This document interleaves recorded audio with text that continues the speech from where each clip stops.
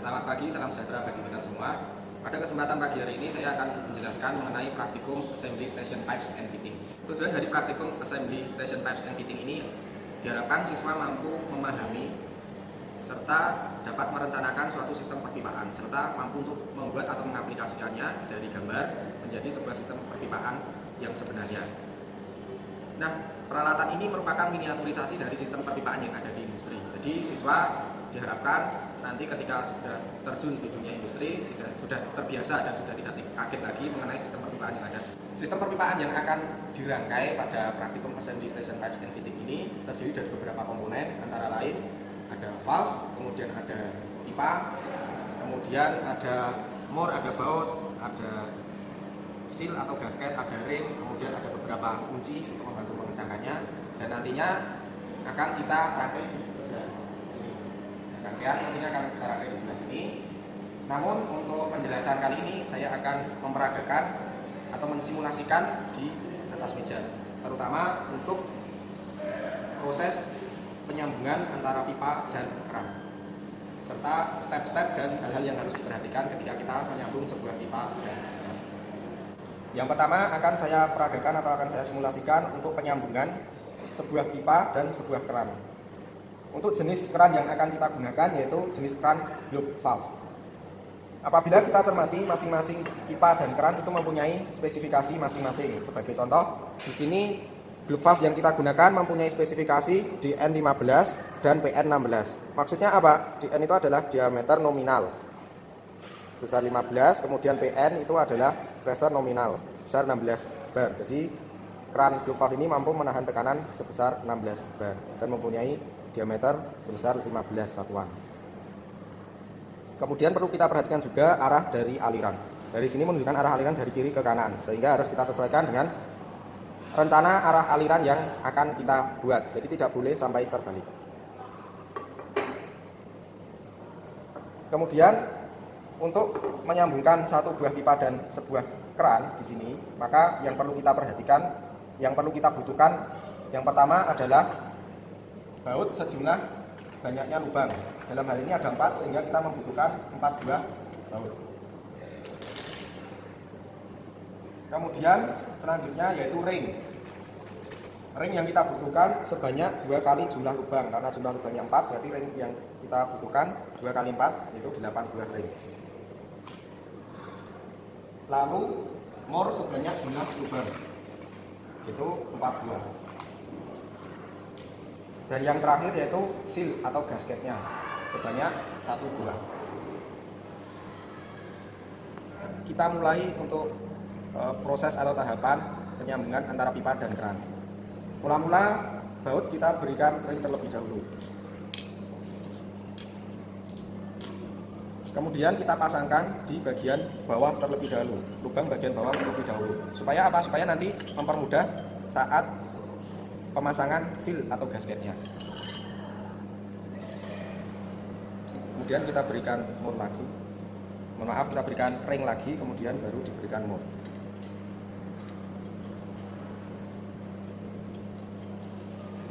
Nah, setelah sampai sini kemudian kita masukkan seal atau gasketnya di bagian sini. Nah, fungsi dari baut tadi adalah untuk menyangga supaya sealnya lebih mudah untuk dipasangkan. Kemudian kita kencangkan sedikit, baru kita pasang baut yang bagian atas.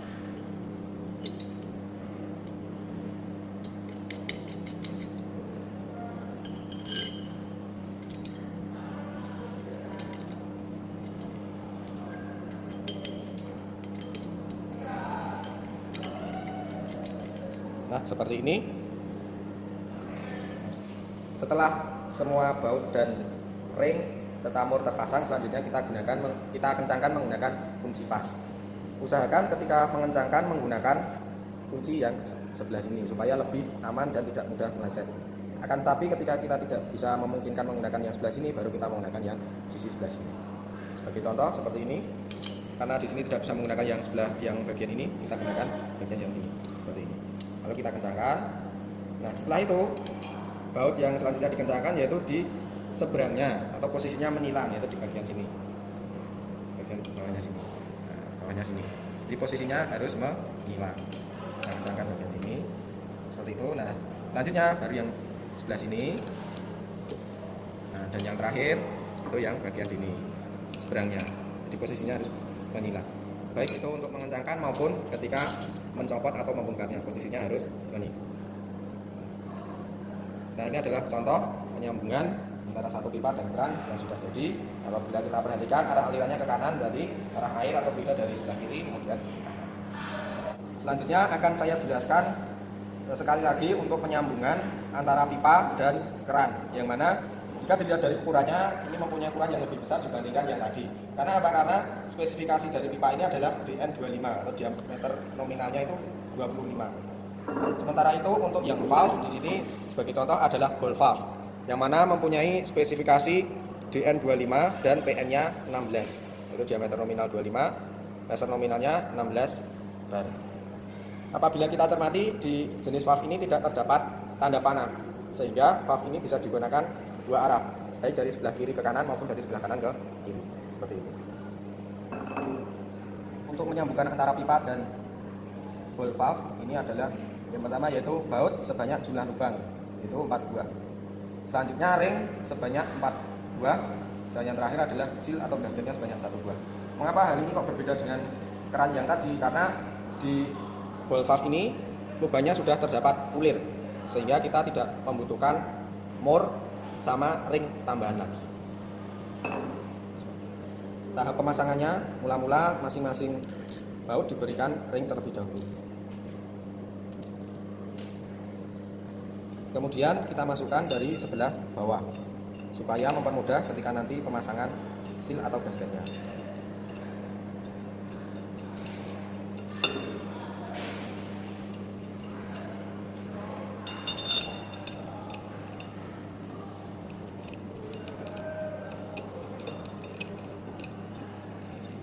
Nah, selanjutnya tinggal kita masukkan seal atau gasketnya sesuai dengan ukurannya. Karena ini diameternya yang besar, sehingga kita gunakan seal atau gasket yang ukurannya yang besar atau DN25. Lalu kita lengkapi untuk baut di sisi atasnya.